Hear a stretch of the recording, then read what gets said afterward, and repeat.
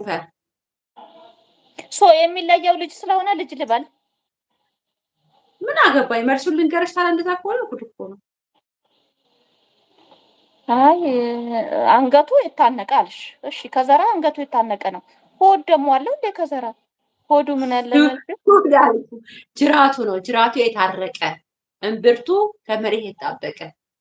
አይ በቃ ከዘራ ነው ሊሆን የሚችለው። ከዘራ አንድ ቻንስ አንድ ሞክሪ። ከዛ ሶስተኛው መቼም አላስሞክርሽም። ለምን? ሁለት ከጠራሽ አንድ መልስ ስለሆነ።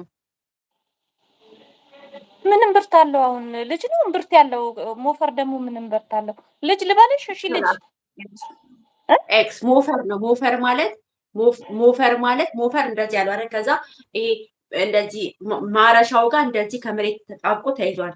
አንገቱ እንደዚህ ታስሮ ከዛ መሬት ውስጥ ይገባል። ከመሬት ይጣበቃል ማለት ነው። ሞፈር ነው። እግዚኦ! አሁን ይሄ ምን ብለሽ አሰብሽው አንቺ?